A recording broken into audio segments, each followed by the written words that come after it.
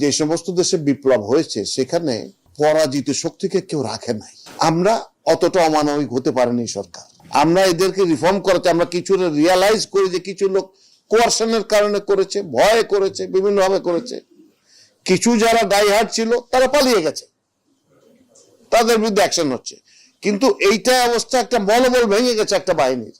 সে বাহিনীটাকে গড়ে তোলা এবং আগের যে ওরিয়েন্টেশন ছিল যে না এটা কাজগুলো এইভাবে হবে, এখন যখন আমরা কিছু নতুন কথা বলছি এটা তো এইভাবে করা যায়, ওই এটা চিন্তাই করিনি আমরা।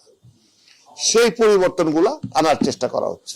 আমার একটা প্রশ্ন স্যার, যেটি হচ্ছে আমরা কয়েকদিন আগে, এই দুদিন আগে স্যার বেনজির সাহেবের, সাবেক আইজিপি বেনজির সাহেবের একটি বক্তব্য আমরা দেখলাম যে তিনি পুলিশের বিভিন্ন পর্যায়ে মানে এক ধরনের সংগঠিত করার চেষ্টা করছেন এই সরকারের বিরুদ্ধে। স্যার আপনারা কি এই বিষয়গুলো ইনভেস্টিগেট করে দেখছেন কোন কোন পুলিশের সাথে তিনি যোগাযোগ করার চেষ্টা করছেন? সার্টেনলি আমরা দেখছি, সব কথা বলা যাবে না। সন্ত্রাসী ভারত থেকেও বাংলাদেশে আসছে এবং কিছু জেল থেকে ছাড়া পেয়েছে, যারা 23 শিশু সন্ত্রাসীর অন্যতম ছিল। সেই তারা কি ইনস্টেবল একটা সিচুয়েশন তৈরি করতে চাচ্ছে স্যার? এই সিদ্ধান্তটা কি আপনাদের ভুল ছিল কিনা? কোনটা? জেল থেকে মুক্তি পাওয়া বা ছেড়ে দেওয়ার একটা। না, জেল থেকে শুনেন, আইন থেকে জেল থেকে মুক্তি দেওয়ার ক্ষমতা আমার নাই, এই ইন্ডিভিজুয়াল কোনো মানুষের না, এক রাষ্ট্রপতির আছে। তো রাষ্ট্রপতি তো কাউকে ক্ষমতা করেন না। এটা হয়েছে, শুনে হ্যাঁ এটা হয়েছে। অনেক লোকে মনে করেছে যে ওই সময় বের হলে হয়তো আমার অসুবিধা হবে, কিন্তু এখন যারা সাজা খেটে বের হয়েছে তারা 25 বছর 20 বছর জেলে থাকছে, হতে পারে সন্ত্রাসী, এখনো হইতে পারে। হয়তো যদি সেরকম কোনো অ্যাকশন হয় তাহলে ধরবো, তাই না? একজন লেভেল ছিল সন্ত্রাসী, ওই কি বলে একটু ওই বিষয়টা স্যার একটু যদি আমি কোন বিষয়টা বেনজির সাহেবের বিষয়টা, যেটি হচ্ছে স্যার পুলিশের মনোবল এমনিতেই স্যার মনোবল কিছুটা দুর্বল স্যার।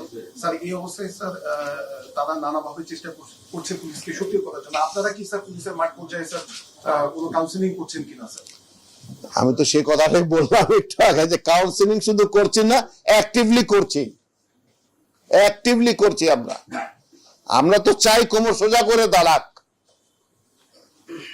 বুঝতে পারছেন না? আর যারা ওইখান থেকে কি বলে এখন কাউন্সিলিং করতেছে, তারা তখন পয়সা দিয়া কাউন্সিলিং করে যে কাজ করাইতে পারে না, সেই সিস্টেম ফেল করেছে। আপনার ধারণা ওখান থেকে বসে কাউন্সিলিং করে তারা খুব এফেক্টিভ কিছু করতে পারবে? 5 দিন 5ই আগস্ট থেকে নিয়ে কত 7-8 4-5 দিন পর্যন্ত দেশে তো কিছু ছিল না, তাই না? অরাজকতা ছিল না, মানে অরাজকতা ছিল যদি বলেন, এটা খুব ছিল না, সেটাই বলছি আমরা, সেটাই।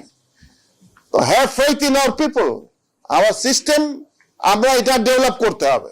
আমরা জনগণের চাহিদার সাথে মিশ খাইতে পারিনি, সেইটা মিশ খাওয়ানোর চেষ্টা করতেছি এখন পুলিশের জন্য।